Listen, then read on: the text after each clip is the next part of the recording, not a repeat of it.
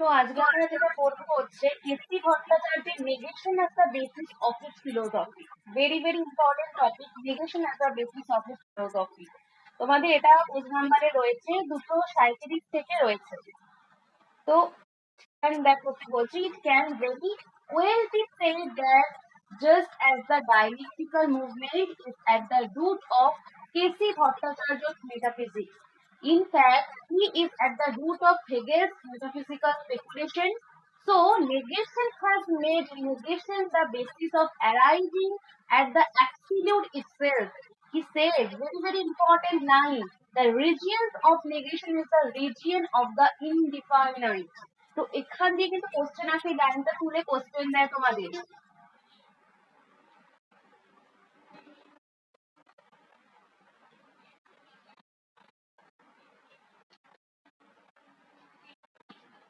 তো এই লাইনটা কিন্তু ভেরি ভেরি ইম্পর্টেন্ট। বুঝো কি বলছে এখানে, কৃষ্ণচন্দ্র ভট্টাচার্যের যে মেটাফিজিক্স বিদ্যা, এটা কিন্তু একটা অত্যন্ত গুরুত্বপূর্ণ দিক তিনি ব্যাখ্যা করেছেন এই বিদ্যাকে নিয়ে। তিনি মনে করেছেন কি, যে পরম সত্য এবং অ্যাবসলিউট, যেটা সব থেকে চূড়ান্ত, সেই অ্যাবসলিউটকে জানতে হলে আমাদের কি জানতে হবে, আমাদেরকে কিন্তু নেগেশন, নেতি বা অস্বীকৃতির পথটাকে অনুসরণ করতে হবে। তো কি বলছে এখানে, যে কেসি ভট্টাচার্য মেটাফিজিক্স, তো এই তিনি বলছেন কি, যে মেটাফিজিক্সের এই পরম সত্তাকে যখন জানতে হবে, সেটা কিন্তু নেগেশন বা অস্বীকৃতির পথ কিন্তু অনুসরণ করে জানতে হবে। এবং এখানে তিনি কি বলছেন, যে Hegel's metaphysical speculation, so negation has made negation the basis of arriving at the absolute itself. তো হেগেলের মতে কিন্তু বাস্তবতা বিকশিত হয় কিসে, ডায়ালেকটিক্যাল প্রসেসে, thesis, antithesis and synthesis. Thesis একটা ধারণা, অ্যান্টিথিসিস কিন্তু তার অপোজিট, বিপরীত একটা ধারণা, এবং সিনথেসিস কি, এই দুটোর সমন্বয়, থিসিস এবং অ্যান্টিথিসিসের সমন্বয়। হেগেল কিন্তু তিনটের কথা বলেছেন।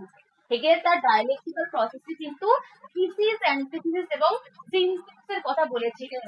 এবং একটা ধারণা থেকে আরেকটা ধারণায় কিন্তু অগ্রসর হয়ে শেষ পর্যন্ত কিন্তু পরম সত্তায়, অ্যাবসলিউটে কিন্তু পরম কিন্তু পৌঁছানো যায়।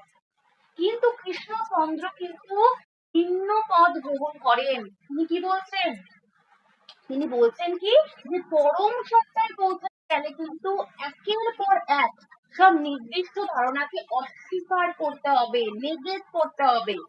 কৃষ্ণচন্দ্র কি বলছেন, যে পরম সত্তায় বা অ্যাবসলিউট এই জায়গাটায় পৌঁছাতে গেলে একের পর এক সব নির্দিষ্ট ধারণাকে কিন্তু অস্বীকার করতে হবে। যেমন সেটা নয়, এইভাবে সবকিছু নেগেট, আস্তে আস্তে নেগেট করে দিয়ে এই নীতির ধারাবাহিকতার মাধ্যম দিয়ে কিন্তু অ্যাবসলিউটের দিকে অগ্রসর হওয়া যায়। তো কৃষ্ণচন্দ্র ভট্টাচার্য কি বলছেন, যে যতক্ষণ আমরা কোনো নির্দিষ্ট নাম, কোনো নির্দিষ্ট গুণ, কোনো নির্দিষ্ট রূপ দিই, ততক্ষণ কিন্তু সেই জিনিসটা সীমাবদ্ধ থাকে।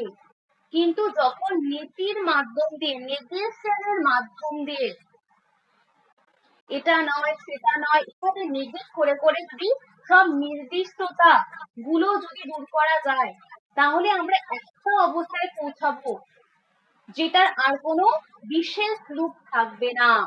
এই অবস্থাটা কিন্তু অনির্দিষ্ট, এটাই হচ্ছে কিন্তু অ্যাবসলিউট। যখন আমরা কোনো বস্তুকে নির্দিষ্ট করি না, তো সেটাই হচ্ছে কিন্তু অ্যাবসলিউট। পরম সত্তা কিন্তু অসীম, সর্বব্যাপী এবং সর্বোচ্চ বাস্তবতা, যেটা তাকে কোনো নির্দিষ্ট গুণে, নির্দিষ্ট রূপে কোনো কিছু দ্বারা সীমাবদ্ধ করা যায় না। তো কেন পরম সত্তাকে চরম নীতি বলা হচ্ছে? The regions of negation is the regions of the indefinite. যদি আমি বলছি যে পরম সত্তা আলো, তাহলে কি, যে অন্ধকার কি তবে পরম সত্তা নয়? আমরা যদি বলি পরম সত্তা হচ্ছে জ্ঞান, তাহলে কি প্রশ্ন আসবে এখানে, অজ্ঞতা যদি পরম সত্তা জ্ঞান হয় তাহলে অজ্ঞতা কি তার বাইরে আসবে?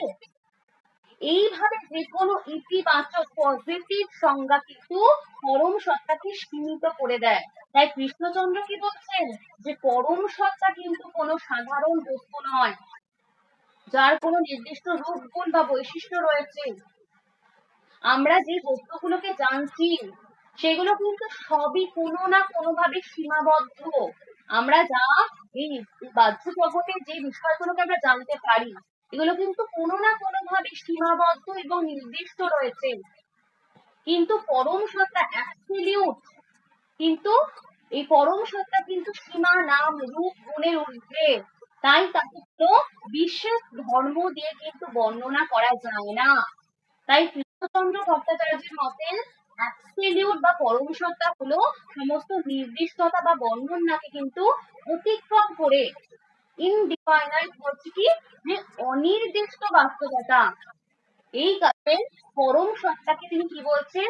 অ্যাবসলিউট নেগেশন, চরম নেতি বলে বলে কিন্তু বর্ণনা করছেন। তো এই নেতিকরণের সর্বোচ্চ সীমা কোনটা? কৃষ্ণচন্দ্রের মতে এটা কি বলছে যে মানুষের চেতনা কিন্তু ধাপে ধাপে এগোচ্ছে। প্রথমে আমরা কি দেখছি? বস্তুকে দেখছি, গাছ, নদী, বই এগুলো দেখছি।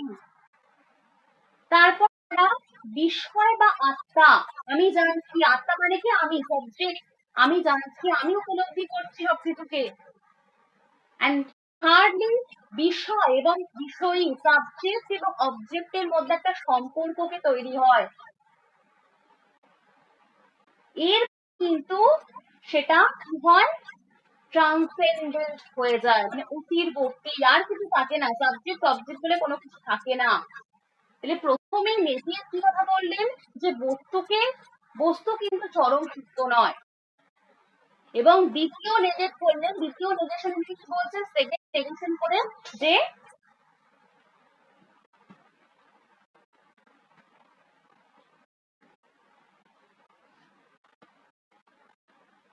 তো যেটা বললাম যে ফার্স্ট নেগেট করে তারা তিনি কাকে অস্বীকার করবে?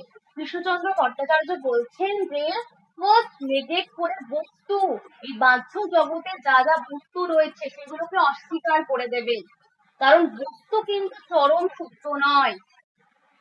সেকেন্ড, দ্বিতীয় নেগেশনে তিনি বলছেন যে কাকে অস্বীকার করবে? এই যে আমিও চরম সত্য নই, আমরা কিন্তু চরম সত্য নই। তাহলে এখানে সাবজেক্টকে অস্বীকার করছে দ্বিতীয় নেগেশনে। থার্ডলি তাকে অস্বীকার করছে, সাবজেক্ট এবং অবজেক্টের সম্পর্ককে অস্বীকার করে দিচ্ছে। সম্পর্ক, সাবজেক্ট এবং অবজেক্টের সম্পর্কটা কিন্তু চূড়ান্ত নয়। এন্ড ফোর্থলি কি বলছে? যে সব নির্দিষ্ট ধারণার অস্বীকৃতি। এখানে পৌঁছে থাকে শুধু কি অনির্দিষ্ট সেই পরম, যেটা হচ্ছে ইনডিফাইনাইট, যেটা কি অবর্ণনীয়, পরম সত্তা, অনির্দিষ্ট। তাহলে কৃষ্ণচন্দ্রের এই ধারণাটা কিন্তু অনেক নেতি নেতি, এটা কিন্তু উপনিষদেও পাওয়া যায়, নেতি নেতি এর সাথে কিন্তু সাদৃশ্যপূর্ণ। উপনিষদ কি বলে যে ব্রহ্মকে আমরা বলতে পারি না যে ব্রহ্ম কি, ব্রহ্ম কিন্তু সব বর্ণনার অতীত, ব্রহ্মকে কিন্তু ইনডেসক্রাইবেবল, বর্ণনা করা যায় না। তো কৃষ্ণচন্দ্র সেই ধারণাটাই কিন্তু আধুনিক ভাবে ব্যাখ্যা করছেন এখানে, সেই উপনিষদের ধারণাটাকে। তো কৃষ্ণচন্দ্র কিন্তু একটা এখানে কি দেখাতে চেয়েছেন যে বিভিন্ন দর্শন কিন্তু আসলে বিভিন্ন ধরনের নীতির ওপর দাঁড়িয়ে রয়েছে, বস্তুকে অস্বীকার করছে। যেমন আইডিয়ালিজম, এখানে আইডিয়ালিজমে যে বস্তু নয় চেতনা, কনসাসনেসের কথা বলা হয়। দেন হচ্ছে আত্মাকে অস্বীকার, বৌদ্ধ দর্শনে যেমন করা হয়েছে, তাই কোনো আত্মা বা সাবজেক্ট এইগুলোকে অস্বীকার করা হয়েছে। এবং বিষয় এবং বিষয়ের সম্পর্কে এই দ্বৈততাকে অস্বীকার করা হয়। সবকিছুই নন ডুয়ালিজম, অদ্বৈতবাদীদের ব্যাখ্যা। সব নির্দিষ্টতাকে অস্বীকার করে সেই পরম সত্যের কথা বলা হচ্ছে, কেবলমাত্র সেই পরম সত্যটাই কিন্তু অবশিষ্ট থাকছে। তো কৃষ্ণচন্দ্রের এখানে যেটা বড় যে অবদানটা কি রয়েছে, তিনি দেখিয়েছেন যে দর্শনের ইতিহাসকে কেবল বিভিন্ন মতবাদের সংগ্রহ হিসেবে দেখবো না আমরা, কিভাবে দেখবো আমরা ফিলোসফিকে বিভিন্ন ধরনের নীতি বা অস্বীকৃতির হিসাবে দেখবো আমরা। নেগেশন হিসেবে কোনো দর্শন কিন্তু বস্তুকে অস্বীকার করছে, আবার কোনো দর্শন কি করছে, আত্মাকে স্বীকার করে না, আত্মাকে অস্বীকার করে। কোনো দর্শন আবার সমস্ত নির্দিষ্টতাকে অস্বীকার করে সেই পরম সত্যের কথা বলে।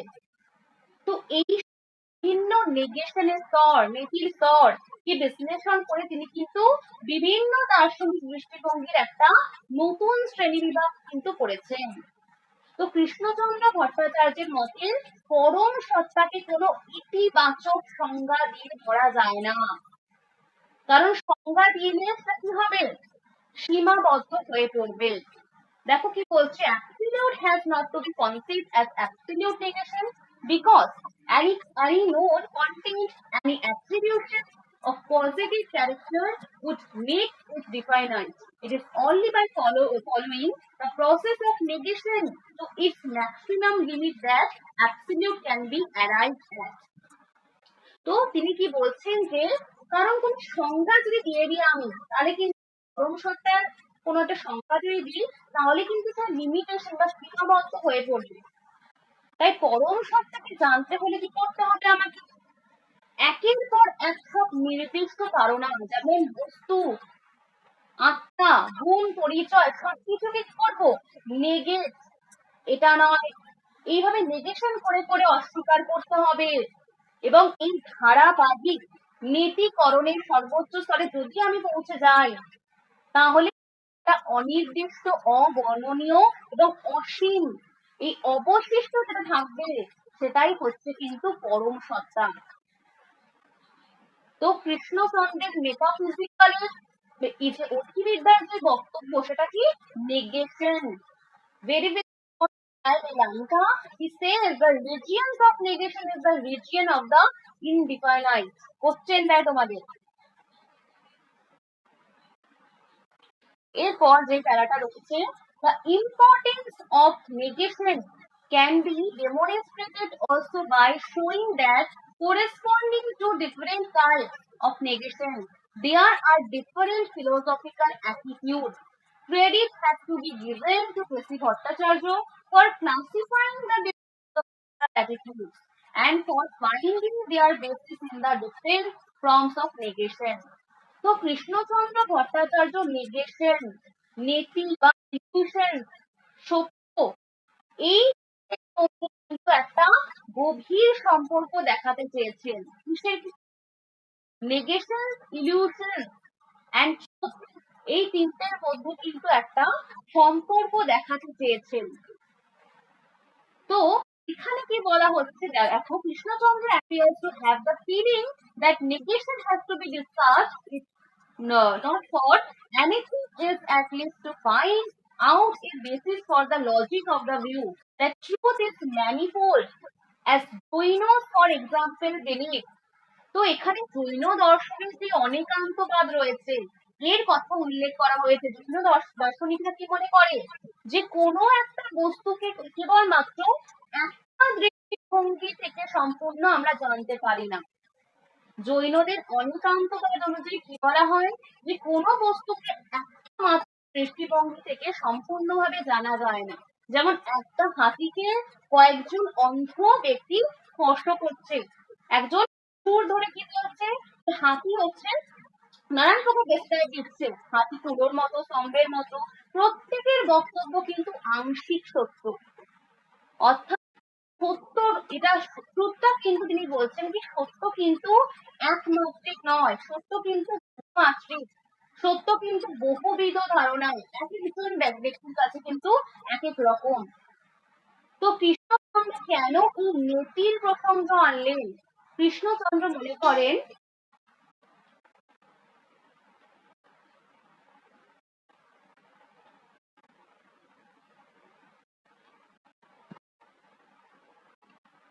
তো কি বললাম যে কৃষ্ণচন্দ্র কি মনে করছেন যে আমরা কোনো কিছু সত্য জানতে গেলে আগে কি বুঝতে হবে যে এটা কি নয়। আগে আমাকে জানতে হবে কি যে এটা কি নয়, সেটা কিন্তু আমাকে আগে জানতে হবে। অর্থাৎ জ্ঞান কিন্তু অনেক সময় নেতিবাচক ভাবে শুরু হয়, নেতিবাচক ভাবে শুরু হয়। ধরো দূর থেকে তুমি একটা বস্তু দেখলে, প্রথমে মনে হলো কি যে এটা একজন মানুষ, কাছে এসে দেখলে কি মনে হলো যে না, তো এটা তো মানুষ নয়, এটা হয়তো গাছ। এই নেই নেই, এটা নেই সেটা নেই, এইভাবে করে করে তুমি প্রকৃত বস্তুটা কি রয়েছে সেখানে সেটা কিন্তু জানা গেল। তো ভুলকে বাদ দিতে গিয়ে এই সত্যের দিকে কিন্তু এগোনো যায়। তো বলছে কি যে truth and illusions are related and negation is intelligible as illusion because illusion is what is actually not. Therefore, the notions of negation involve the notions of illusion. তো সত্য ট্রুথ এবং ইরর এই দুটো কিন্তু একে অপরের সাথে সম্পর্কযুক্ত। Truth and illusions are related. Krishnachandra কি বলছেন যে সত্য এবং ভ্রম এটা কিন্তু সম্পূর্ণভাবে বিচ্ছিন্ন নয়, কারণ যেখানে যেখানে ইরর্স রয়েছে সেখানে কিন্তু সত্য কোনো না কোনো ভাবে উপস্থিত রয়েছে, প্রেজেন্ট রয়েছে। যেমন সন্ধ্যাবেলায় আমি ওকে দড়ি দেখে মনে করলাম সেটা সাপ, তাহলে এখানে আমার ভ্রম হলো, ইলিউশন হলো, আসলে দড়ি কিন্তু আমি সাপ ভাবলাম। যদি সেখানে কিছু নাই তাহলে কিন্তু আমার সাপের ভ্রমটাও তো হতো না। তাহলে ভ্রমের পেছনে কিন্তু বলছে যে ভ্রমের পেছনে কিন্তু কোনো না কোনো সত্য অবলম্বন রয়েছে। এই কারণে truth and illusions are related. সত্য এবং ভ্রম কিন্তু পরস্পর সম্পর্কযুক্ত। এবং নীতি negation negation intelligence as illusion. হ্যাঁ কিছু বলছো?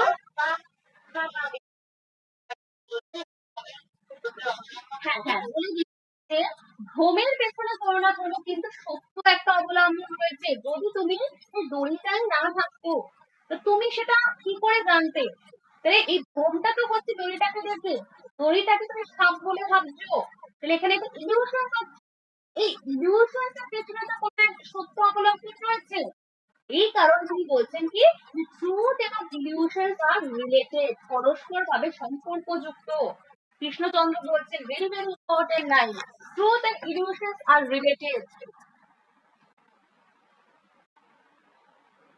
এরপর বলছে কি হ্যাঁ negation is treated as illusion because illusion is what is actually not. তো যে নেগেশন এটা কিন্তু ভ্রম রূপে বোধগম্য হয়।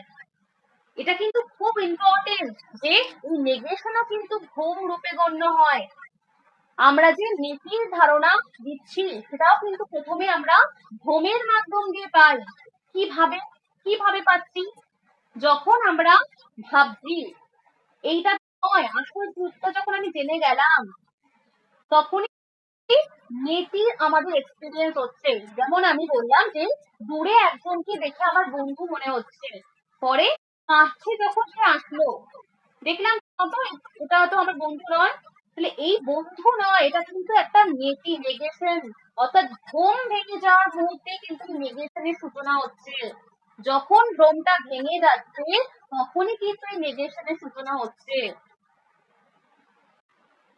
তাহলে কেন ভ্রম হলো কোনো বিষয় প্রকৃতপক্ষে যা নয় সেটাই।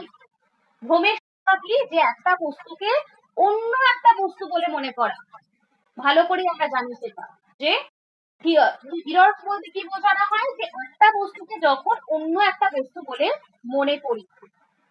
যেমন ঘড়িকে যখন সাপ বলে মনে করা হয়, ঝিনুককে যখন রূপো বলে মনে করা হচ্ছে, তাহলে বস্তুটা বাস্তবে যা রয়েছে ভ্রমে তাকে তার হিসেবে ধরা হয় না, বরং তাকে অন্য আরেকটা কিছু হিসেবে ভাবছি। তাহলে ভ্রম থেকে কিন্তু নীতির উৎপত্তি। লিখে নাও, ভ্রম থেকে কিন্তু নীতির উৎপত্তি নেগেশনের। তো কৃষ্ণচন্দ্রের বিশ্লেষণ অনুযায়ী কিন্তু জ্ঞান প্রক্রিয়াটা সাধারণভাবে হিসেবে চলছে। প্রথমে একটা ধারণা জন্মাচ্ছে আমার, ফার্স্ট প্রথম ধাপটা কি, যে প্রথমে আমার একটা ধারণা জন্মাচ্ছে যে এটা দড়ি নয়, এটা সাপ, এটা আমার হচ্ছে মনের মধ্যে। দ্বিতীয় ধারণাটা কিন্তু আমার ভুল প্রমাণিত হয়ে যাচ্ছে কখন, যখন আমি দেখলাম যে এটা দড়ি, আমি যখন লাইট জ্বালালাম দেখলাম কি এটা দড়ি, এটা সাপ নয়। এবং তৃতীয় ধাপে কি হচ্ছে, সেখানে কিন্তু নেগেশনের উদ্ভব হচ্ছে। এই যে সাপত্ব, এটাকে অস্বীকার করলাম যে সেখানে কিন্তু সাপটা নেই। এবং চতুর্থ ধাপে কি হচ্ছে, তথ্যটা কিন্তু আমার কাছে প্রকাশিত হচ্ছে যে এটা কিন্তু আসলে সাপ নয়, ওটাই হচ্ছে দড়ি। অর্থাৎ ভ্রম হলো ফার্স্ট, দেন নেগেশন, দেন আমি সত্যটাকে পেলাম। এই জন্য কিন্তু ভ্রম, নেতি এবং সত্য, এই তিনটে কিন্তু একে অপরের সাথে সম্পর্কযুক্ত। তো এখানে কি বলছে, negation has been conceived by K.C. Bhattacharya somewhat differently from its usual conception. Negation means rejecting a thing as illusory. Negation is very amply illustrated in the examples of ordinary illusions. When we deny reality of the snake appearing in the rope, we are making use of negation. The rope in this case has been rejected as illusory. যেটা আমি বললাম, তাহলে নীতি এই নেগেশনের জ্ঞানের জন্য কেন গুরুত্বপূর্ণ? কারণ মানুষ কিন্তু সরাসরি জ্ঞান কিন্তু সবসময় সরাসরি সত্য হয় না মানুষের কাছে। কোনো জ্ঞান মানুষের কাছে কিন্তু সবসময় সরাসরি সত্য হয় না, বরং মানুষ ভুল করে, সেটাকে সংশোধন করছে, সেটাকে পুনরায় বিচার করছে, এবং এই প্রক্রিয়ায় কিন্তু নীতি কাজ করে। আগে আমি কি দেখলাম যে সেটা হচ্ছে আমি দড়িটাকে সাপ ভাবলাম, কিন্তু পরে কিন্তু সেটাকে নেগেট করে এসে কিন্তু পুনরায় বিচার করলাম। তাহলে জ্ঞান যতটা এগোয়, নেগেশনের কিন্তু ভূমিকা ততটা গুরুত্বপূর্ণ হয়। তো কৃষ্ণচন্দ্র কি বলতে চান, যে আমরা সাধারণত ভাবি হচ্ছে ট্রুথই হচ্ছে প্রধান, কিন্তু আমাকে কিন্তু এই সত্যকে বুঝতে গেলে কি করতে হবে, ইলিউশনকে বুঝতে হবে। কারণ ইলিউশন এই ভ্রমের মধ্যে কিন্তু নয় বা নীতি, এটার কিন্তু এক্সপিরিয়েন্স পাওয়া যায়। আর এই নীতি কিন্তু নেগেশন কিন্তু ধীরে ধীরে কি হয়, ভ্রমকে সরিয়ে দিচ্ছে এবং শেষ পর্যন্ত পরম সত্তা কোনটা নেগেট করে করে করে করে অ্যাবসলিউটের দিকে এগিয়ে নিয়ে যাচ্ছে। তো কৃষ্ণচন্দ্র ভট্টাচার্যের মতে কিন্তু এই ভ্রম এবং সত্য পরস্পর সম্পর্কযুক্ত। Truth and illusions are related. যখন আমরা কোনো বস্তুকে ভুল ভাবে অন্য কোনো বস্তু হিসেবে ভাবছি, এটা সেটা নয়, তো এই যে নয় বোধ, এটাই হচ্ছে কিন্তু নেগেশন। তাই নীতির ধারণা প্রথমে কিন্তু আমাদের ভ্রমের মাধ্যম দিয়ে প্রকাশ পাচ্ছে, বলছেন আসতেই পারে। এই নীতির ধারণা কোথায় প্রকাশ পাচ্ছে, প্রথমে কিন্তু ভ্রমের বা ইলিউশনের মাধ্যমে কিন্তু প্রকাশ পাচ্ছে। Negation is intelligible as illusion. এবং ভ্রম যখন ভেঙে যাচ্ছে, আমাদের ভ্রম যখন ভেঙে যায়, সেটাও কিন্তু এই নেগেশনের মাধ্যম দিয়ে, নেগেশনের সাহায্যে কিন্তু এই ট্রুথটাকে আমরা পাচ্ছি। এবং এই কারণেই কিন্তু কৃষ্ণচন্দ্র কি মনে করছেন, যে জ্ঞান, সত্য এবং পরম সত্তার অনুসন্ধানে নীতি কিন্তু একটা দার্শনিক পদ্ধতি বা নীতি। নেগেশন। এরপর negation conceived by K.C. Bhattacharya from what differently এটা বললাম যে কৃষ্ণচন্দ্র ভট্টাচার্য এই যে নেগেশন, এই ধারণাটাকে কি করছে, একটা বিশেষ অর্থে ব্যবহার করছেন। সাধারণত আমরা নীতি বলতে কি বুঝি, যে শুধু না বা অস্বীকার করাকে বুঝছি, কিন্তু কৃষ্ণচন্দ্রের মতে এই যে নেগেশন, এই নেগেশন কিন্তু কেবল সাধারণ অস্বীকার করা নয়। আমরা যেটা বুঝি এটা হলো কি, যে ভ্রমকে ভ্রম হিসাবে চিনে তাকে প্রত্যাখ্যান করা। ভ্রমকে আমি ভ্রম হিসেবে চিনি যখন এটাকে রিজেক্ট করে দেব। The rope in this case has been rejected as illusory.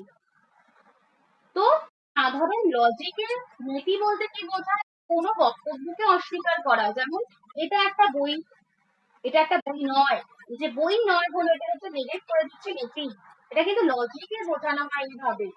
কিন্তু কৃষ্ণচন্দ্রের মতে কিন্তু নীতি তিনি এইভাবে বোঝাচ্ছেন না। তিনি কিভাবে বোঝাচ্ছেন? কৃষ্ণচন্দ্রের মতে কিন্তু শুধু একটা বাক্যগত অস্বীকার নয়, একটা বাক্যকে অস্বীকার করে দিলাম সেটা বলতে তিনি কিন্তু নেগেশনকে বোঝায়নি, বরং কোনো ইলিউশন, কোনো ভ্রম বা কোনো ভুল ধারণাকে ভ্রম হিসেবে যখন তুমি ধরে ফেলছো এবং ভ্রম হিসেবে ধরে ফেলে যখন তুমি সেটাকে রিজেক্ট করছো, সেটাই হচ্ছে কিন্তু নেগেশন। অর্থাৎ নীতি, এটা কিন্তু নেগেশন হলো কিন্তু একটা এপিস্টেমিক ঘটনা, এপিস্টেমিক ঘটনা। এটা কিন্তু শুধুমাত্র আমি না বলে দিচ্ছি, কোনো বাক্যকে না বলছি এইটা নয়, আমি যা সত্য বলে ভাবছিলাম সেটা আসলে সত্য নয়, এটাই হচ্ছে উপলব্ধি।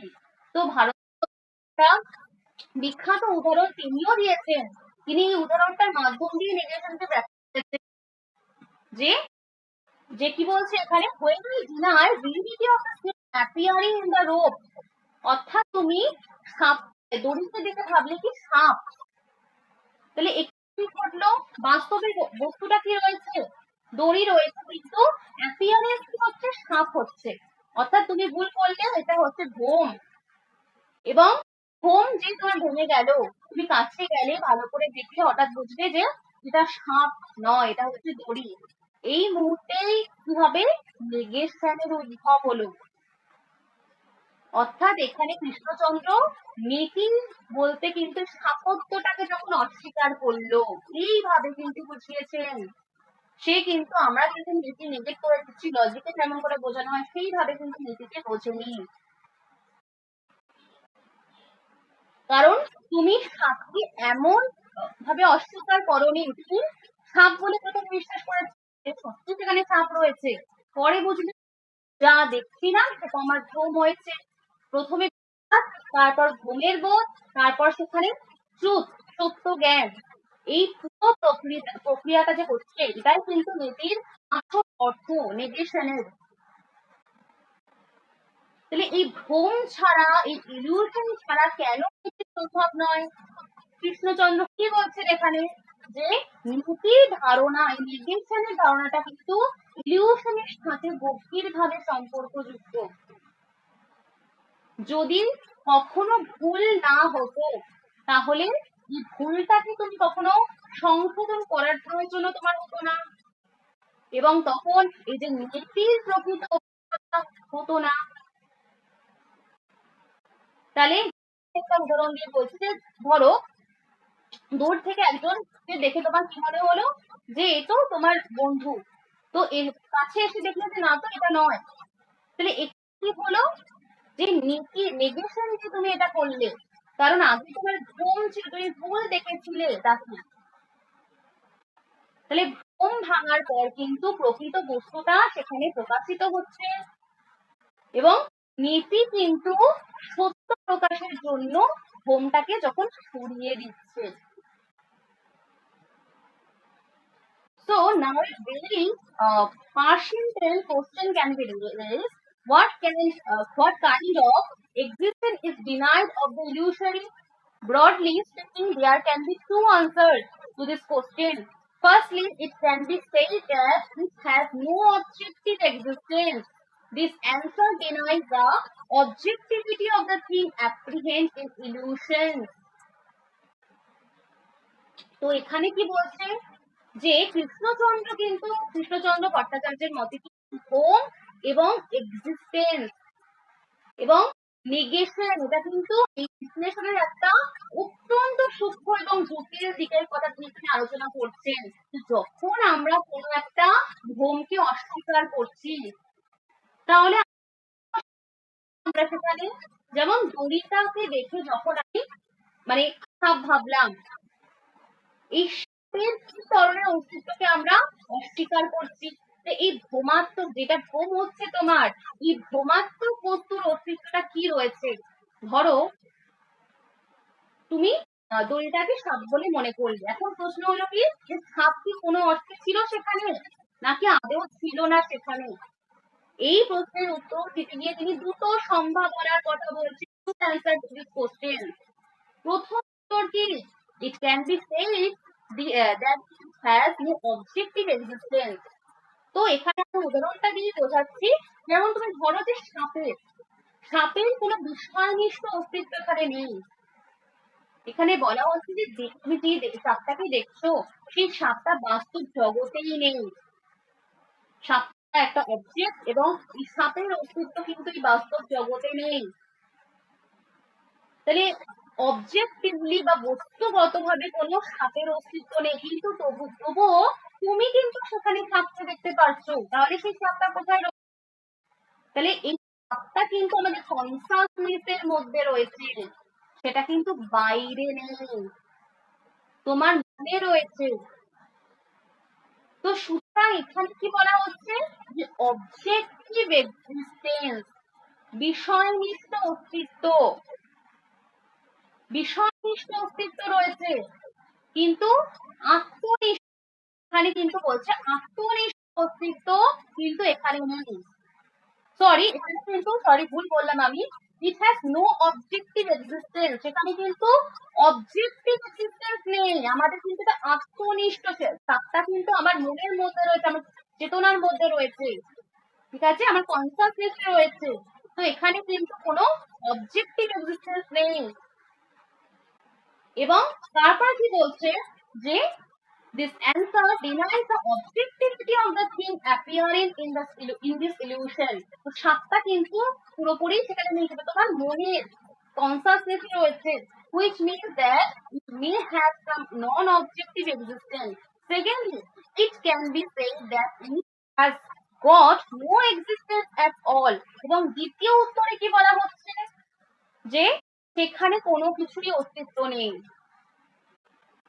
এখানে কি বলা হচ্ছে, যে ইলিউশন হচ্ছে তোমার, ভ্রম যখন হচ্ছে, ভ্রমের যেটা তুমি দেখতে পাচ্ছ, সেটার কোনোটারই অস্তিত্ব নেই, না বাইরে আছে, না তোমার মনে আছে, কোথাও নেই। অর্থাৎ ভ্রমের বস্তুটা বিষয়নিষ্ঠও নয়, আবার বস্তুনিষ্ঠও নয়, no objective existence, no subjective existence, সব রকম অস্তিত্ব থেকে এটা কিন্তু বঞ্চিত, কোনো কিছু এখানে নেই, কোনো কিছুর অস্তিত্বই নেই।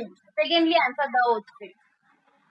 তাহলে এই অবস্থান অনুযায়ী কিন্তু দড়িটাকে যখন তুমি সাপ হিসেবে দেখছো, তখন সেটা পুরোপুরি অসৎ, নন এক্সিস্টেন্ট হিসেবে গণ্য করা হবে।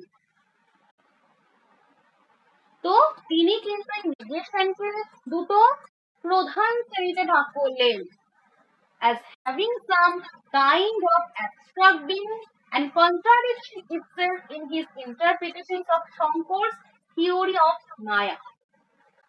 এগুলো কিন্তু দেখতাম। তো কৃষ্ণচন্দ্র দেখালেন কি, দর্শনের ইতিহাসে দুই ধরনের অস্বীকৃতি পাওয়া যায়, এবং তিনি কিন্তু এই নীতিকে দুটো প্রধান শ্রেণীতে ভাগ করছেন। দুটো কি সেগুলো?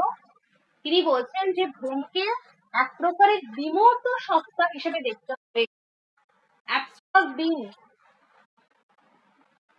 এবং স্ববিরোধী সত্তা হিসেবে দেখা যেতে পারে। একটা হচ্ছে এক প্রকার বিমূর্ত সত্তা হিসেবে, এবং সেকেন্ড যেগুলো খুব মানে বুঝতে হবে, ভেরি ভেরি ইম্পর্টেন্ট জায়গা, স্ববিরোধী, contradiction itself in his interpretation, স্ববিরোধী সত্তা হিসেবে দেখা যেতে পারে। তো এখানে প্রথম প্রকারের যে ভ্রমের কথা বলছেন, যে ভ্রম এক প্রকারের বিমূর্ত সত্তা, অ্যাবস্ট্রাক্ট বিং, এখানে ভ্রমকে পুরোপুরি অসৎ বলা কিন্তু হচ্ছে না। মানে কি বলা হচ্ছে, বরং কি বলা হচ্ছে, কোনো না কোনো ধরনের অস্তিত্ব রয়েছে, কিন্তু সেই অস্তিত্বটা কিন্তু বাস্তবে নেই, চেতনায় তার উপস্থিত রয়েছে।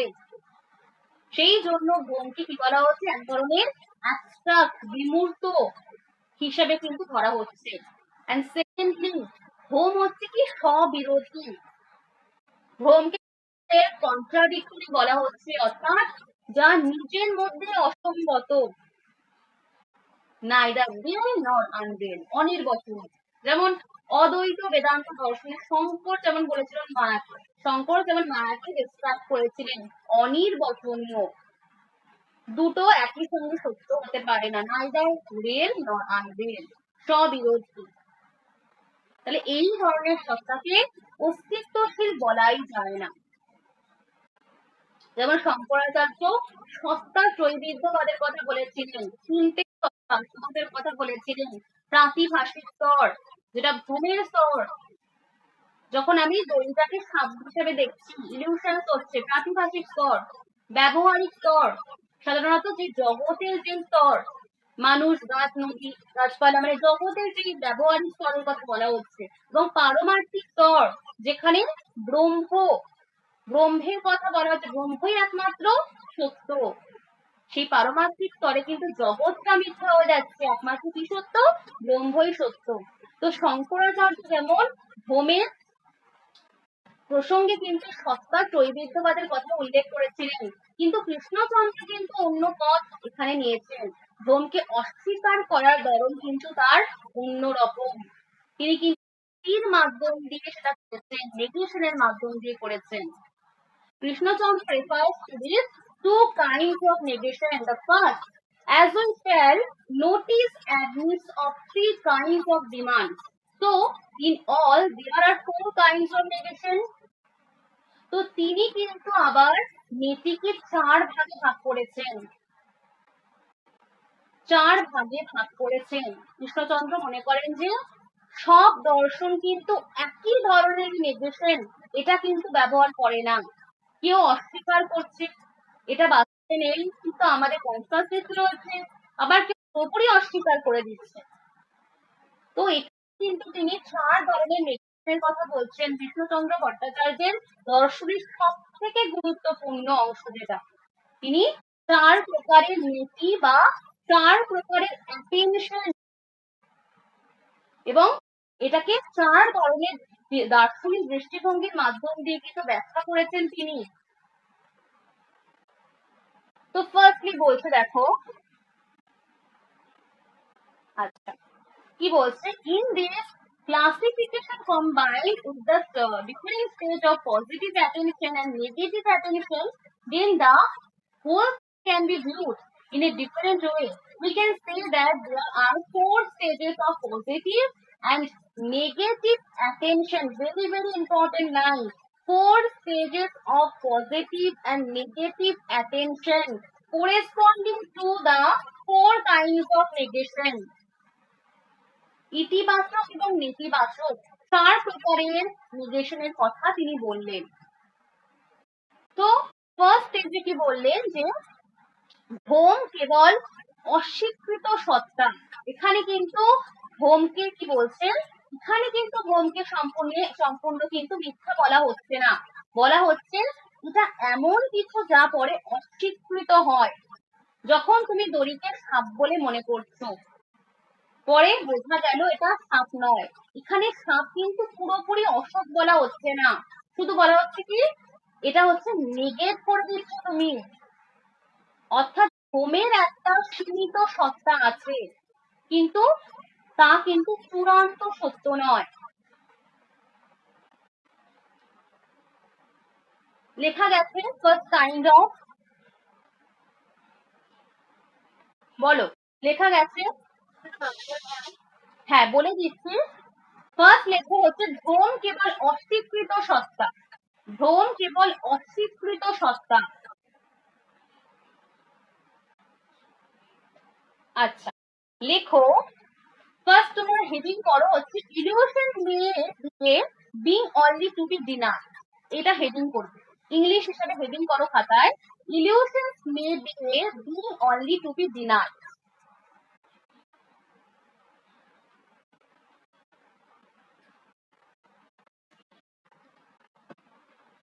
তো এখানে কি বলা হচ্ছে, যে illusions may being only to be denied, ভ্রমকে কিন্তু বলা হচ্ছে ভ্রম কেবল অস্বীকৃত সত্তা, মানে এটা এমন কিছু যা পরে অস্বীকৃত হচ্ছে।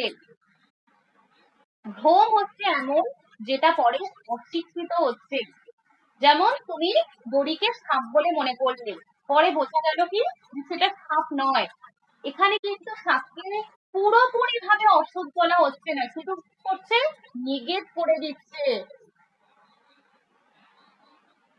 ভ্রমের কিন্তু একটা সীমিত সত্তা আছে, সেটা কিন্তু চূড়ান্ত সত্তা নয়, ডিনাই করা হচ্ছে। সেকেন্ড,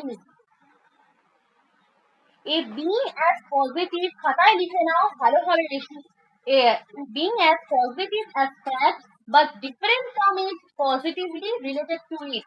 সেকেন্ড পয়েন্ট করবে, a being as positive as fact but different from it, positively related to ইট।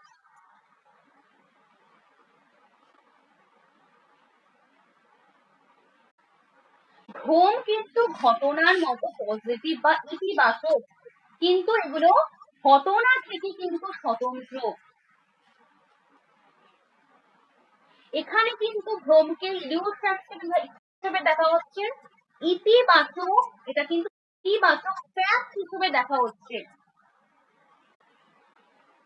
ইতিবাচক ঘটনা হিসেবে কিন্তু ভ্রমকে দেখা হচ্ছে। যেমন দেখো, স্বপ্নে তুমি হাতিকে দেখো, তুমি স্বপ্ন দেখছো, তুমি হাতিকে দেখছো, হাতিটা কিন্তু সেখানে তোমার স্বপ্নের মধ্যে বাস্তব নেই, কিন্তু স্বপ্নটা যখন দেখছো ঠিক একটা বা ঘটনাটা তো বাস্তব, তুমি তো সত্যি স্বপ্ন দেখেছো।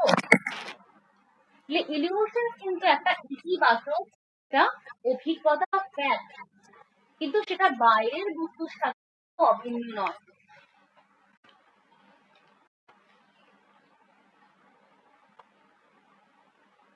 তারপর identical with fact, relation being that of identity. Identical with fact, relation in that of identity.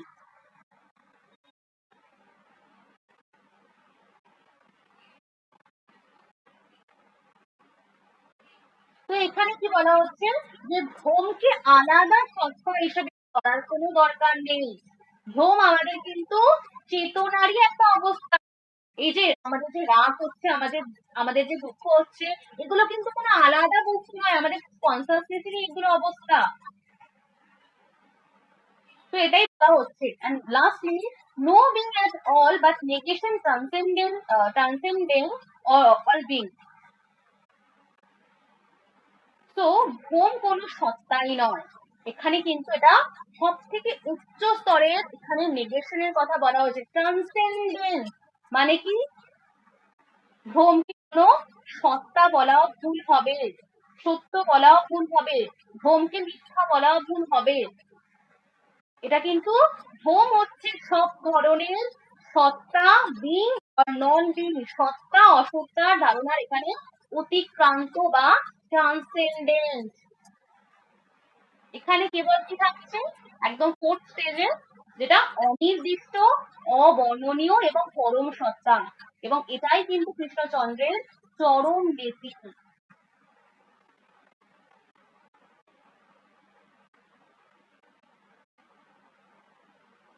তো এরপর দেখো কি বলছে, in this classification is combined with the difference of positive attention and negative attention, then the whole thing can be viewed in a different way. তো বলো, এইটুকুনি জায়গা তোমরা সবাই লিখতে পেরেছো তো? আগে যেটুকুনি বললাম চারটে, আমি যে নেটির কথা বললাম, নেটেই যে চারটে স্তরের কথা বললাম, লেখা যাচ্ছে? বলো, লেখা গেছে তো সবার? হ্যাঁ, তুমি বলছো? আচ্ছা, এরপর তো কৃষ্ণচন্দ্র কিন্তু মনে করেন কি, এই চার প্রকার নেতির পেছনে কিন্তু চার প্রকার মনোযোগ কাজ করছে। তো এখানে কি বলছে, we can say that there are four stages of positive negative attention corresponding to the four kinds of negation. তো প্রথম স্তরে তিনি কি বলছেন, in the first stage positive attention is fixed on the object alone. কেবল প্রথম স্তরে কিন্তু কেবল বিষয়ের প্রতি মনোযোগ থাকবে, অবজেক্টের প্রতি, অবজেক্ট অ্যালোন।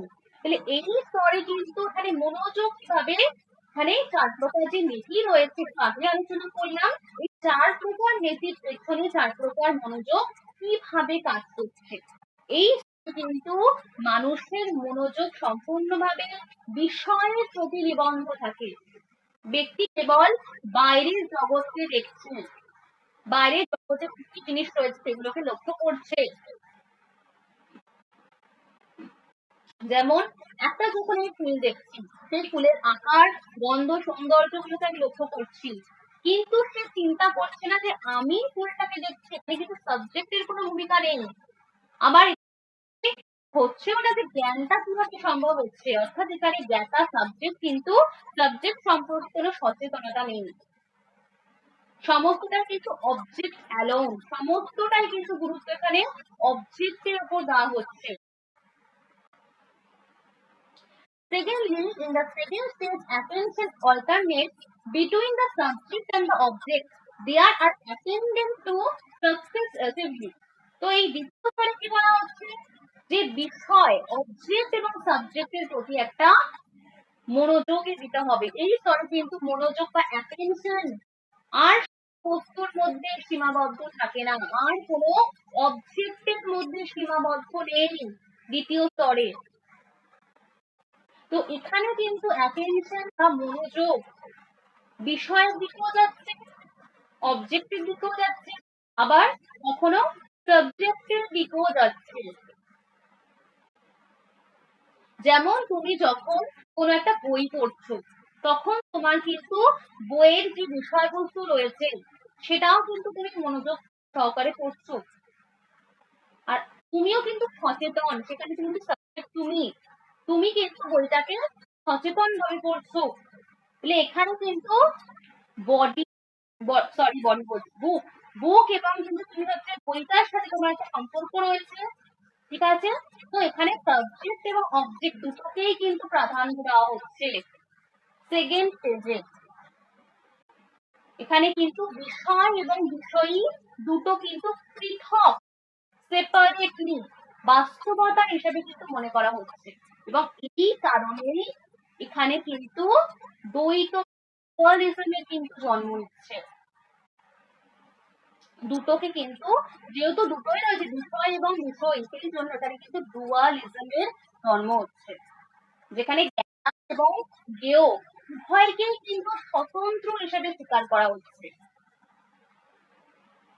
এবং কি বলছে, in the third stage, attention is directed towards the subject and the object simultaneously. They are both as forming an unity complex system. তৃতীয় স্তরে কি হচ্ছে, যে জ্ঞেয় এবং জ্ঞাতা, যে বিষয় এবং বিষয়ী, এটা কিন্তু সম্পূর্ণ যে আলাদা এটা কিন্তু মনে হয় না, উভয়কে কিন্তু একটা অভিজ্ঞতার দুটো দিক হিসেবে দেখা হচ্ছে। এখানে কিন্তু যে অ্যাটেনশন হচ্ছে এটা কিন্তু একই সঙ্গে, একটা টাইম বা একই সঙ্গে কিন্তু সাবজেক্ট এবং অবজেক্ট উভয়ের উপর থাকছে।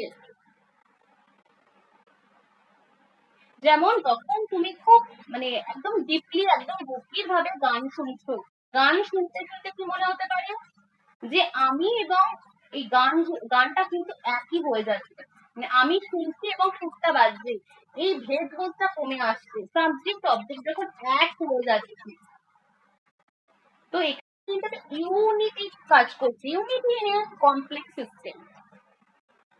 থার্ড স্টেজে কিন্তু জ্ঞাতা এবং জ্ঞেয়, সাবজেক্ট এবং অবজেক্টের মধ্যে একটা ঐক্যবদ্ধ কিন্তু এখানে ইউনিটি কাজ করছে। এখানে কোনো একটা দিককে কিন্তু একমাত্র সত্য হিসাবে ধরা হচ্ছে না, এখানে কিন্তু সাবজেক্ট এবং অবজেক্ট কিন্তু পরস্পর ভাবে সম্পর্কযুক্ত এবং একটা অপরকে কিন্তু অর্থপূর্ণ করে তুলছে। তাই এই স্তরের দার্শনিক সিনথেসিস এবং আইডিয়ালিজম, বিষয় এবং বিষয়, সাবজেক্ট এবং অবজেক্টের ঐক্যটাকে কিন্তু গুরুত্ব দেওয়া হচ্ছে কোন স্টেজে, থার্ড স্টেজে। And the fourth stage is the stage of negative attention, where attention is drawn from both the subjective and the objective, and the indefinite is apprehended. তো চতুর্থ স্তরে কৃষ্ণচন্দ্র ভট্টাচার্য এটা কি বলেছেন যে মনোযোগের সর্বোচ্চ এবং সব থেকে স্তর কোনটা, এইটা, the fourth stage। এখানে কি হচ্ছে, এখানে কিন্তু অ্যাটেনশন কিন্তু আর কোনো অবজেক্টের ওপর নিবন্ধ থাকছে না। এখানে কিন্তু মনোযোগ বা অ্যাটেনশন কোনো অবজেক্টের ওপর নিবদ্ধ থাকছে না। আবার এখানে অ্যাটেনশন কিন্তু সাবজেক্টের ওপরও নিবদ্ধ থাকছে না। অর্থাৎ এখানে অবজেক্ট এবং সাবজেক্ট উভয়কে কিন্তু অতিক্রম, অতিক্রম করা হয়। এখানে আমি যে জানছি এবং যে বিষয়টাকে আমি জানছি, এই ধারণা আর থাকে না। ফলে বিষয় এবং বিষয়ী, সাবজেক্ট এবং অবজেক্টের ডুয়ালিটি মানে কি, দ্বৈততা, সেটা আর থাকছে না। এই অবস্থায় কিন্তু কোনো নির্দিষ্ট গুণ, ধারণা, কোনো কিছু চেতনার বিষয়বস্তু হতে পারে না, বরং মানে কি অনির্দিষ্ট এবং বর্ণনার অতীত, এই চেতনাটা কিন্তু অনুভূত হচ্ছে। তো উপনিষদের যে নীতি বলা হয়েছে, আগে বললাম, এই পদ্ধতির মতো এখানে সবকিছুকে পরিষ্কারভাবে অস্বীকার করে দেওয়া হচ্ছে এবং এই নির্দেশনের মধ্য দিয়ে কিন্তু পরম সত্তা, অ্যাবসলিউটের কিন্তু উপলব্ধি সম্ভব হয়, এটা বলে ভট্টাচার্য মনে করেছেন। তো প্রথম যে তিনটে স্তর, সেটাতে কিন্তু তিনি ইতিবাচক অ্যাটেনশন বলেছেন এবং লাস্ট যেটা বললাম, এই ফোর্থ স্টেজকে কিন্তু তিনি নেতিবাচক, নেগেটিভ অ্যাটেনশন বলেছেন। শুধুমাত্র এই ফোর্থ স্টেজকে তিনি নেগেটিভ অ্যাটেনশন বলেছেন, আর এই তিনটে স্টেজকে কিন্তু পজিটিভ অ্যাটেনশন তিনি বলেছেন। কেন তিনটে এটা বলা হচ্ছে পজিটিভ অ্যাটেনশন, কেন বলা হচ্ছে ইতিবাচক মনোযোগ? কারণ সেখানে কিছু না কিছু তো ধরা হচ্ছে, কিছু না কিছু তো রয়েছে, সাবজেক্ট নয় অবজেক্ট, কিন্তু এই ফোর্থ স্টেজে কিন্তু কোনো কিছুই নেই, নয় সাবজেক্ট আছে না অবজেক্ট রয়েছে, কিছুই নেই, সেই পরম সত্তা আছে, অ্যাবসলিউট। তো এটাই হচ্ছে কিন্তু এই জন্য এটাকে বলা হচ্ছে কি নেগেটিভ অ্যাটেনশন। বোঝা গেছে কি বললাম? কি বললাম বোঝা গেছে? ওকে, তারপর বলছি দেখো, in the light of this we can now try to determine the aspect of negation, also the philosophical attitudes the correspond to the difference of negation। তো এখানে একই বিষয়গুলোকে নিয়ে বলা হয়েছে যে প্রথম স্তরের মনোযোগ, the first stage of negation correspond to that kind of positive attention। এখানে বস্তু কেবল অবজেক্টের দিকে মনোযোগ দেয়, তো এখানে শুধুমাত্র বস্তুটাই গুরুত্বপূর্ণ। কেন এখানে নেগেশন কিভাবে কাজ করছে? যা বস্তু নয় তাকে যখন অস্বীকার করা হয়, ধরো টেবিলের ওপর একটা বই রয়েছে, তুমি বইটার দিকে মনোযোগ দিচ্ছ, বইটা বাস্তবে রয়েছে সেখানে এবং বই সম্পর্কে তোমার একটা অনুভূতি রয়েছে, এটা কিন্তু গুরুত্বহীন, এটাকে গুরুত্ব দেওয়া হচ্ছে না, শুধুমাত্র সেই বিষয়টাকে গুরুত্ব দেওয়া হচ্ছে। তো এটাকে ভ্রমাত্মক নয় কেন বলা হচ্ছে? যখন আমরা বলি যে এই বস্তুটা বা এই বিষয়টা ভ্রমাত্মক বা ইলিউশন, তার অর্থ হলো কি যে এটা হলো কিন্তু আমার মনের কেবলমাত্র কল্পনা নয়, এটা কিন্তু একটা বিষয়নিষ্ঠ অস্তিত্ব রয়েছে, আমার কোনো মনের কল্পনা নয়। তো এইটাতে কিন্তু এই জায়গাটা খুব একটা ইম্পর্টেন্ট জায়গা, যে প্যান অবজেক্টিভিজম, লিখে নাও, প্যান অবজেক্টিভিজম, এটা বোঝানো হয়েছে এখানে বিষয় সর্বস্ববাদ। প্রথম স্তরে কেবল বিষয়নিষ্ঠ জিনিসকে সত্য বলা হচ্ছে, প্যান অবজেক্টিভিজম। এই জায়গাটা লিখে নাও খাতায়। The stage of attention, যেগুলো ইম্পর্টেন্ট জায়গা আমি বলে দিচ্ছি। The stage of attention is the basis of the philosophical view which is called pan-objectivism, and negation here means negation of the non-objective as illusion. একদম লাস্ট লাইন। তো first স্টেজে তিনি কিন্তু বিষয় সর্বস্ববাদ, প্যান অবজেক্টিভিজম মানে বিষয় সর্বস্ববাদ। তো এটা কিন্তু এমন একটি মত যেখানে কি বলা হয় যে বাস্তবতার মূল ভিত্তি হলো কি অবজেক্ট, অর্থাৎ বস্তুটাই হচ্ছে প্রধান, সাবজেক্টটা হচ্ছে কি গৌণ, এবং যা বাইরে আছে সেটাই হচ্ছে সত্য। তোমার মনে যে ব্যাপারগুলো সেটা কিন্তু গুরুত্বপূর্ণ নয়। তাহলে প্রথম স্তরের নীতি হলো কি অবস্তুর অস্বীকৃতি করে দিচ্ছে, যেগুলো বস্তু নয়, যেগুলো বস্তু নয় সেগুলোকে অস্বীকার করছে এবং তাকে ভ্রম ইলিউশনস বলে বাদ দিয়ে দিচ্ছে। বাস্তব বস্তুটাকে গ্রহণ করছে এবং যেগুলো অবাস্তব, এই বহির জগতে যে বস্তুগুলো নেই সেটাকে অস্বীকার করে দিচ্ছে। That is called pan objectivism. Very very important জায়গা। প্যান অবজেক্টিভিজম কি অনেকেই জানবে না যে প্যান অবজেক্টিভিজম মানে কি। এরপরে in the second stage attention is not directed solely to the object. দ্বিতীয় স্তরে কি রয়েছে? প্রথম স্তরে আমরা দেখলাম যে শুধুমাত্র অবজেক্টের কথা বলা হচ্ছে, যেমন যে কোনো বিষয় হতে পারে, সেই অবজেক্ট যে কোনো বিষয় হতে পারে, কিন্তু এখানে কি বলছে not directed solidly to the object. এখানে কিন্তু দ্বিতীয় স্তরে মানুষ বুঝতে পারে যে আমিও আছি, যে সবকিছুকে প্রত্যক্ষ করছি। তাহলে এখানে কিন্তু আমার নিজের দিকে আমি অ্যাটেনশন দিচ্ছি।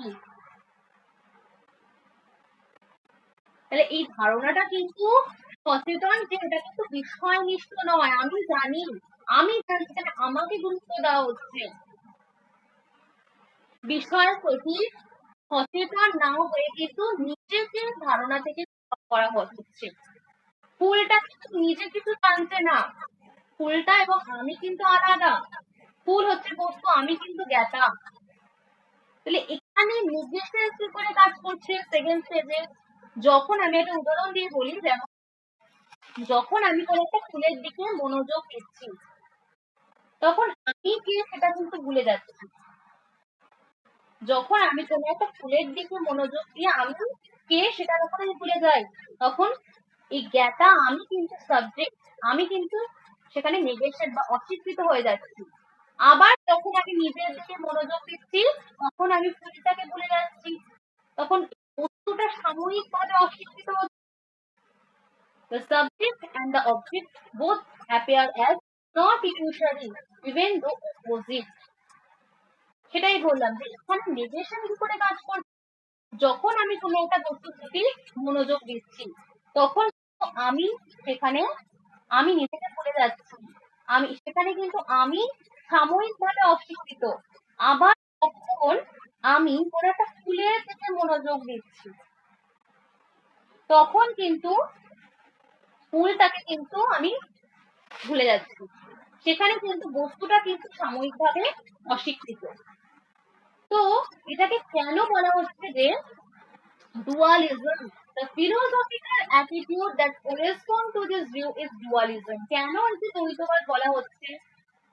কারণ এখানে কিন্তু দুটো পৃথক সাবজেক্ট এবং অবজেক্ট, দুটো পৃথক বাস্তব সত্তা এখানে মানা হচ্ছে। মানে আমি এই বস্তুটাকে বা এই বিষয়টাকে আমি এবং অবজেক্ট যাকে জানা হচ্ছে, দুজনেই বাস্তবে রয়েছে কিন্তু আলাদা। তো দ্বিতীয় স্তরে কি হচ্ছে, সামারি করেছে এটা, দ্বিতীয় স্তরে কি হচ্ছে, মানুষ বুঝতে পারছে কি যে আমি এবং যাকে আমি জানছি এই বিষয়টা রয়েছে, উভয়ই কিন্তু রিয়েল বাস্তব জগতে রয়েছে, কিন্তু আমার অ্যাটেনশন, আমার যে মনোযোগ, সেটা একবার বস্তুর দিকে আরেকবার নিজের দিকে চলে যাচ্ছে। তো বিষয় এবং বিষয়ী এই যে বাস্তবতা, এটাকে স্বীকার করা হচ্ছে বলে এটাকে বলা হচ্ছে কি ডুয়ালিজম, দ্বৈত।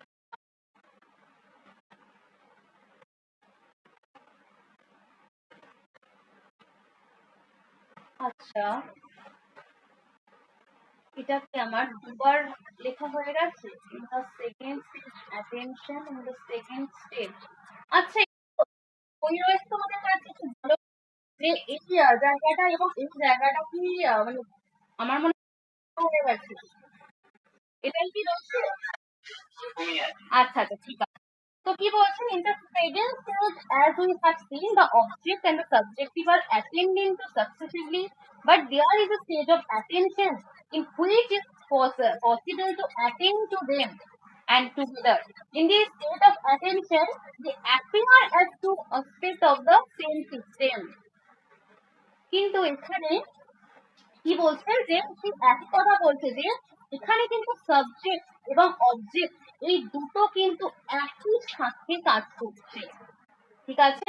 Two aspect of the same system, যেমন ডুয়ালিজমে বলা হয় two aspect of the same system, একই সিস্টেমের যেমন দেহ মন হয় সেরকম একই সিস্টেমের সাবজেক্ট এবং অবজেক্ট দুটো কাজ করছে, সেই একই জিনিস কিন্তু এখানে বলা হচ্ছে।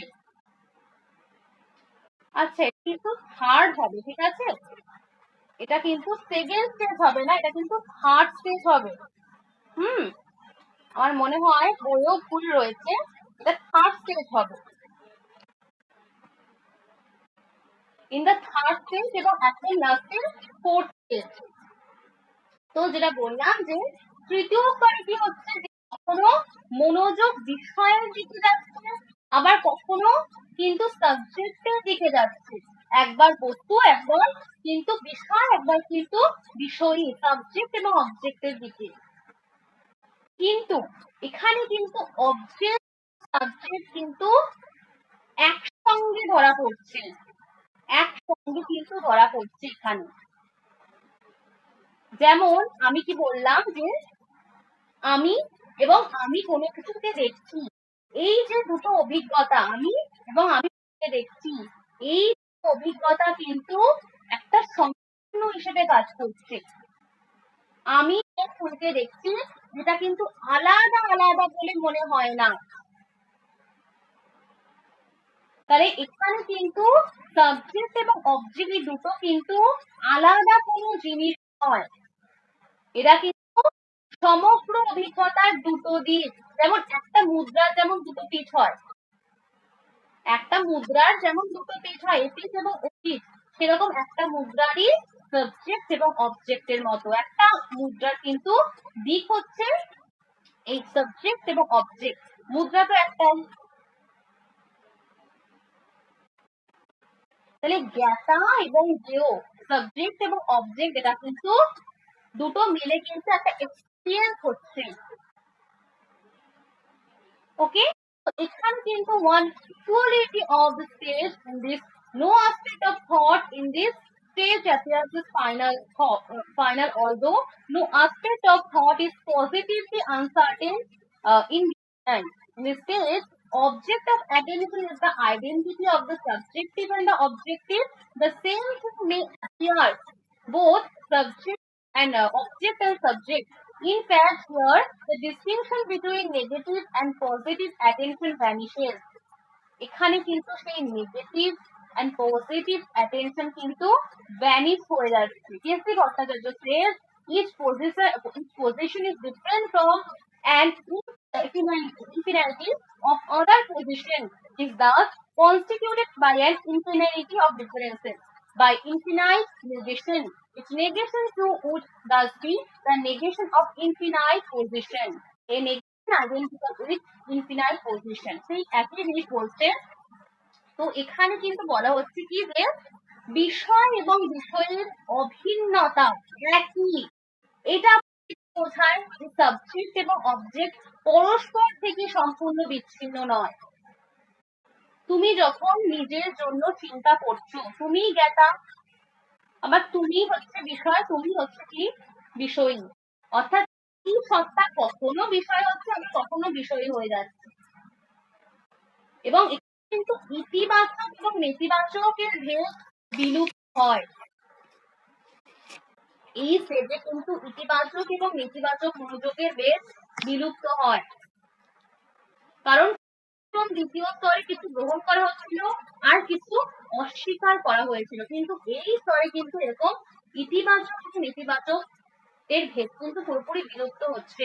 সবকিছুর একটা ঐক্য, ইউনিটি, সাবজেক্ট এবং অবজেক্টের মধ্যে একটা ইউনিটি দেখা হচ্ছে এখানে, সেই জন্য সেই পার্থক্যটা কিন্তু থাকছে না। ওকে, তো এটা কিন্তু হেগেলের সাথে মিল রয়েছে। কি বলছে? The subjective may appear as the objective, vice versa. To such an attitude of attention and negation correspond a philosophy of Hegel's time. তো এখানে কিন্তু হেগেল যেমন বলেছিলেন যে এই যে বাস্তব জগৎ, এই বাস্তবতা কি, যে বিরোধ হচ্ছে এখানে আবার ঐক্য, এখানে বিরোধও রয়েছে আবার ঐক্যও রয়েছে। বাস্তব জগৎ কিন্তু বিরোধ এবং ঐক্যের মাধ্যম দিয়ে গড়ে ওঠে, থিসিস, অ্যান্টিথিসিস এবং সিনথেসিসের মাধ্যম দিয়ে। তো এই কৃষ্ণচন্দ্রের তৃতীয় স্তরে কিন্তু সাবজেক্ট এবং অবজেক্টের বিরোধ এবং ঐক্য এই দুটোই থাকছে। এই জন্য এই স্তরে কিন্তু বলা হচ্ছে হেগেলীয় ভাবনার কিন্তু হয়েছে। এবং এখানে কিন্তু কিছু ধরা হচ্ছে, কি ধরা হচ্ছে সেটা, সাবজেক্ট এবং অবজেক্টের মধ্যে ইউনিটি অ্যান্ড কন্ট্রাডিকশন দুটোই কিন্তু রয়েছে। and last stage কি বলা হচ্ছে, in this stage attention is not directed to anything positive. এখানে attention কিন্তু কোনো নির্দিষ্ট বস্তু বা সাবজেক্টের উপর কিন্তু কখনোই কিন্তু নির্ভর করে না। এবং এখানে কিন্তু আমরা সব নির্দিষ্ট ধারণাকে প্রশ্ন করতে থাকি, যে এটা বস্তু, এটা আত্মা, এটা চেতনা, এই নির্ধারণগুলো কিন্তু অতিক্রম করে যায় ট্রান্সেন্ডেন্স। এই পদ্ধতিকে কিন্তু কৃষ্ণচন্দ্র ট্রান্সেন্ডেন্টাল নেগেশন বলেছেন, অতীন্দ্রিয় নেতি। এবং এখানে কিন্তু কোনো নির্দিষ্ট সত্তা বা কোনো বস্তু কিন্তু অবশিষ্ট থাকে না। তা এই স্তরটা কিন্তু অদ্বৈত বেদান্তে, লিখে নাও, the stage of negation is the philosophy of the অদ্বৈত বেদান্ত type।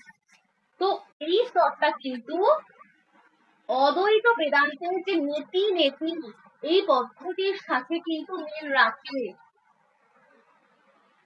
তো কৃষ্ণচন্দ্র ভট্টাচার্যের মতে নেগেশন কিন্তু চতুর্থ স্তর, যা সব থেকে বেশি গুরুত্বপূর্ণ। এই স্তরেই কিন্তু পরম কিন্তু উপলব্ধি করা সম্ভব।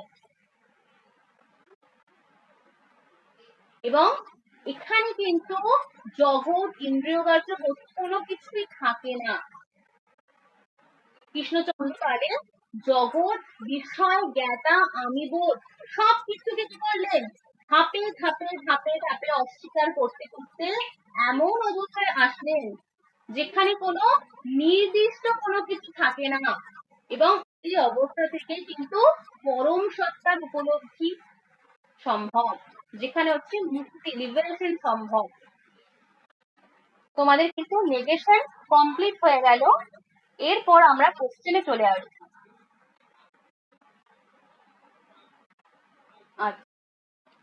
তো ফার্স্ট কোশ্চেন তোমরা বলবে, আজকে কিন্তু কনসেপ্ট অফ ফিলোসফি থেকে কোশ্চেন রয়েছে, কারণ আমার ওই জায়গাটা থেকে কোশ্চেন করানো হয়নি কালকে, ওটাও রয়েছে এবং negation as the basis of philosophy এখান থেকেও রয়েছে কোশ্চেন।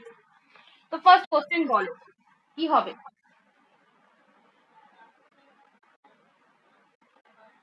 বলো দেখি তোমরা পড়ছো নাকি বাড়িতে, কারণ এগুলো কিন্তু পড়তে হবে, নাহলে ভুলে যাবে পুরোপুরি, কনসেপ্ট ভুলে যাবে না পড়লে। ভালো করে দেখে বুঝে বলো, মানে সেই ক্লাসটা যদি করেছি যাতে সেই ক্লাসটা, তো এটা কিন্তু ভুল হচ্ছে, অ্যান্সারটা ভুল হচ্ছে। হ্যাঁ, কি বলছে এখানে, According to K.C. Bhattacharya, the transition from science to philosophy occurs through the negation of. K.C. ভট্টাচার্যের মতে বিজ্ঞান সায়েন্স থেকে দর্শনের উত্তরণ ঘটে কিসের অস্বীকৃতির মাধ্যম দিয়ে। এটা কিন্তু concept of philosophy question.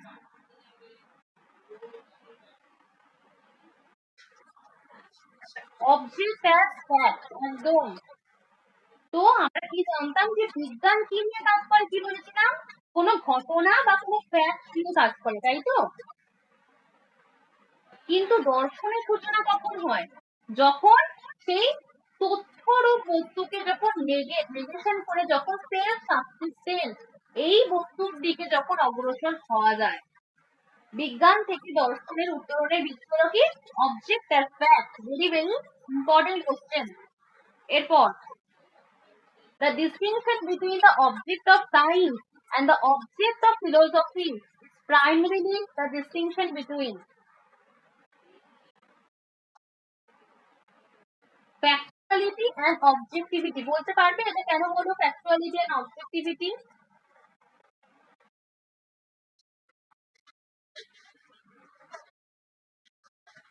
Hmm hmm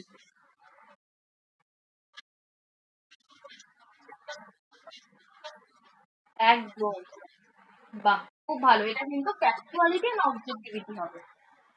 KC Bhattacharya criticise Kant, কেন কান্টকে ক্রিটিসাইজ করেছিল? Because Kant treated the thing in itself as objective and external. The same subsistent object is best described as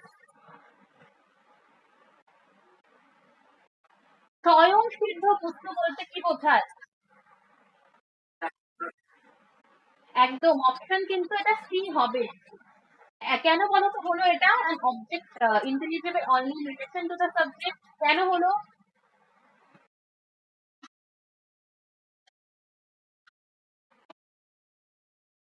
হুম,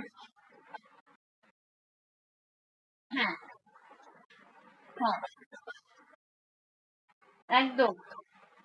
তো বস্তু কিন্তু সবসময় কোনো কোনো বিষয় কিন্তু সাবজেক্ট কিন্তু সবসময় অবজেক্টের সাথে জড়িত থাকে।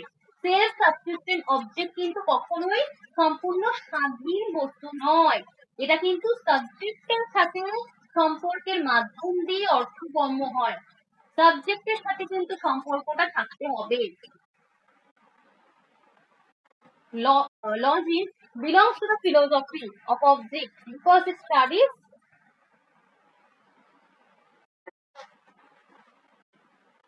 at options B. এরপর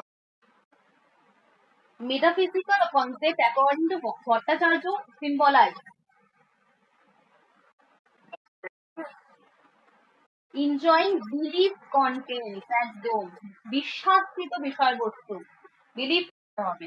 enjoying understanding Bhattacharya philosophy refers to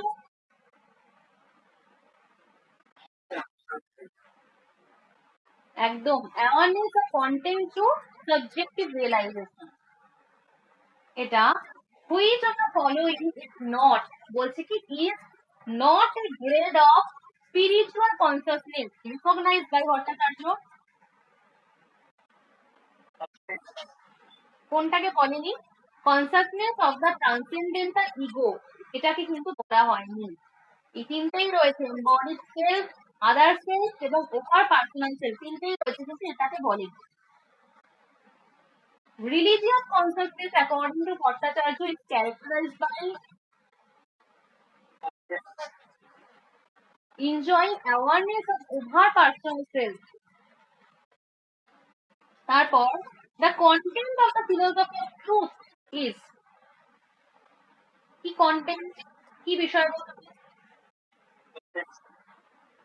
absolute truth beyond subject and object।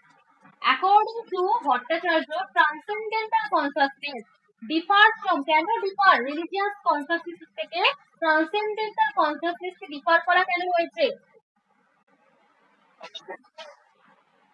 It involves denial of the I itself, একদম অহংবোধকে কিন্তু রিজেক্ট করা হয়।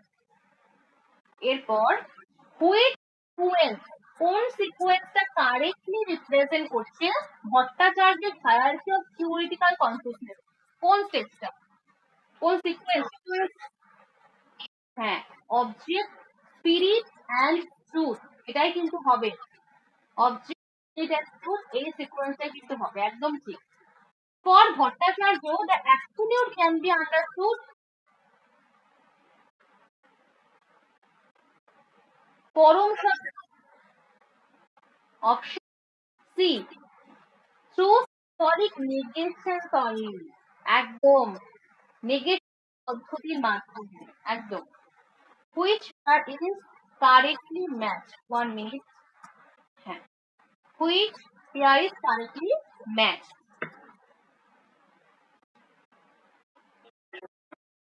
কোনটা হবে এটা?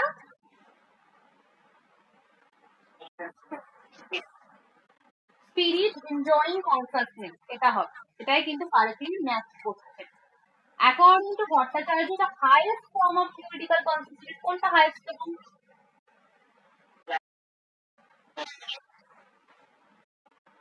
এটা হচ্ছে transcendental. According to P.C. Bhattacharya, the absolute can be responded to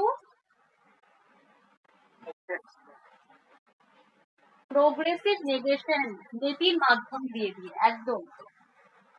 The region of negation is the region of the indefinite, implies that, কেন এটা implies করেছিল?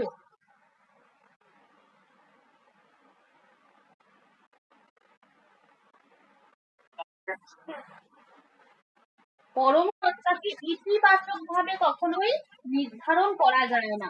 পরম সত্তা, পরম সত্তার মধ্যে কিন্তু কোনো গুণ যখন আরোপ করা হয় তখন কিন্তু সেটা সীমাবদ্ধ হয়ে যাচ্ছে, লিমিটেশনের মধ্যে পড়ে যাচ্ছে।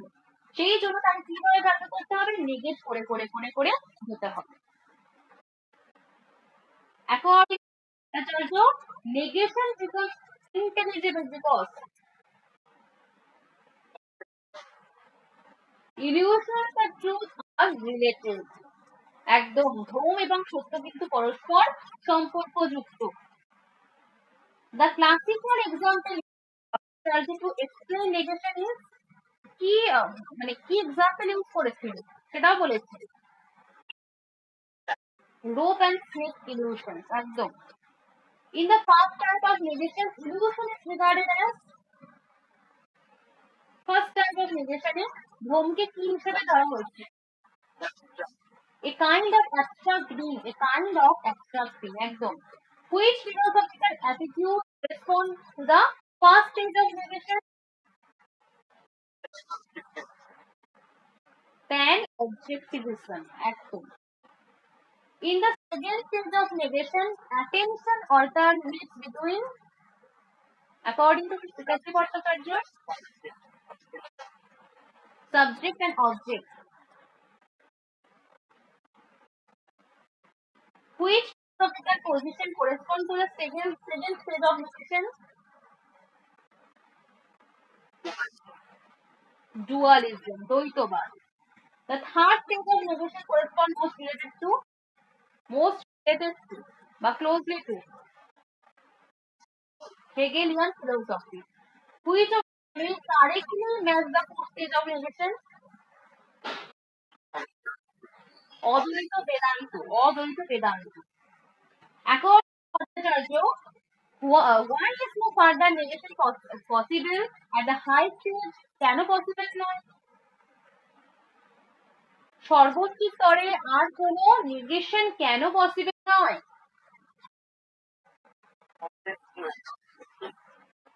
অস্বীকার করার মতো কোনো ইতিবাচক কোনো কিছু অবশিষ্ট থাকে না, সেই জন্য সি হবে option. The final negation transcends subject object distinction and even I consciousness. যখন চূড়ান্ত যে নেতির কথা বলা হচ্ছে সেখানে বিষয় এবং বিষয়ী এটার ভেদ কিন্তু অতিক্রম করে যায়, এখানে কিন্তু কোনো কিছুই আমি বা অহং বলে কোনো কিছুই থাকে না, এখানে সবকিছুই অতিক্রান্ত। তো আজকের ক্লাস সবাই বোঝা গেছে তোমাদের, মানে কৃষ্ণচন্দ্রের আর দুটো ক্লাসে কমপ্লিট হয়ে যাবে। ঠিক আছে? হ্যাঁ হ্যাঁ হ্যাঁ, এরপরে আমি রাধাকৃষ্ণনটাই পড়াবো। আমি আমি এটাই ভেবে রেখেছি, রাধাকৃষ্ণন থেকেও কোশ্চেন আসছে অনেক তোমাদের। ঠিক আছে। ওকে, তাহলে তোমাদের কোনো কোশ্চেন না থাকলে, কারণ তোমার রত্নদ্বীপে তো class রয়েছে নটা থেকে। তো ঠিক আছে, তুমি না লিভ করে দাও, ঠিক আছে? আর কোনো কোশ্চেন থাকলে বলতে পারো, তাহলে লিভ